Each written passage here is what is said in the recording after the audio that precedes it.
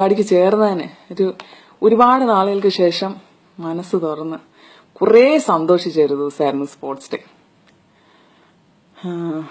പിന്നെ ഞാൻ പറയാൻ വന്നത് എന്നാന്ന് ചോദിച്ചു കഴിഞ്ഞാൽ പാട്ടുകാരെ പറ്റിയാണ്. ഒരുപാട് പാട്ടുകാരുണ്ട്, നല്ല രസമുണ്ട് എല്ലാവരും പാട്ട് കേൾക്കാൻ.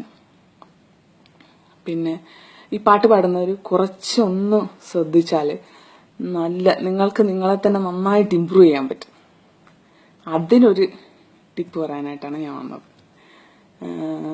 വലിയ വലിയ സംഗീതജ്ഞന്മാരുടെ കീഴിൽ സംഗീതം പഠിച്ച ഒരു കുട്ടി എന്ന നിലയിൽ ആണ് ഞാനിപ്പോൾ വന്നേക്കുന്നത്.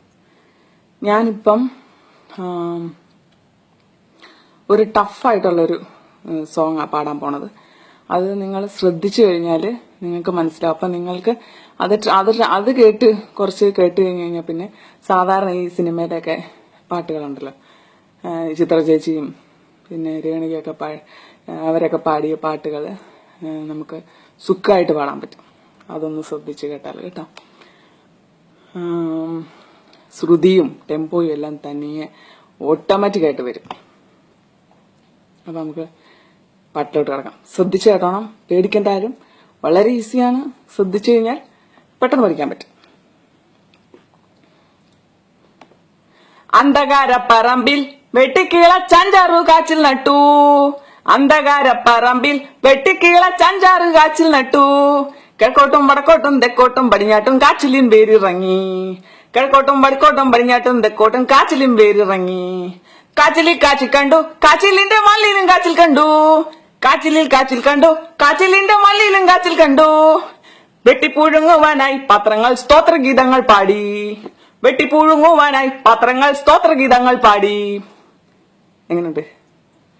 ഇത് ഇത്ര ടഫാണെന്ന് കരുതി ആരും പേടിക്കൊന്നും വേണ്ട. മനസ്സ് വെച്ച് കഴിഞ്ഞാൽ നിങ്ങൾക്ക് മറ്റേ നന്ദനത്തിലേക്ക് ചിത്ര ചേച്ചി പാടിയ പാട്ടൊക്കെ ഉണ്ടല്ലോ, കൃഷ്ണ, അതൊക്കെ നല്ല സുഖമായിട്ട് പാടാൻ പറ്റും. പിന്നെ ഇപ്പൊ തന്നെ നിങ്ങൾക്ക് മനസ്സിലായി കാണും ഏത് സംഗീതജ്ഞന്റെ കീഴിലായിരിക്കും ഞാൻ സംഗീതം അഭ്യസിച്ചെന്ന്. പിന്നെ എനിക്കൊരു എളിയ അപേക്ഷയുണ്ട്. ഈ പാട്ടെങ്ങാനും വളരെ ഇതായിപ്പോയി ചിത്ര ചേച്ചിയോ നമ്മുടെ മറ്റേ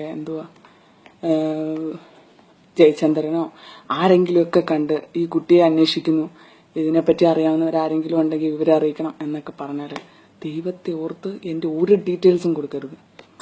അങ്ങനെ എന്താ പറയണ്ടേ, സിനിമയിലൊന്നും പാടാൻ താല്പര്യമില്ലാത്തതുകൊണ്ടാണ്.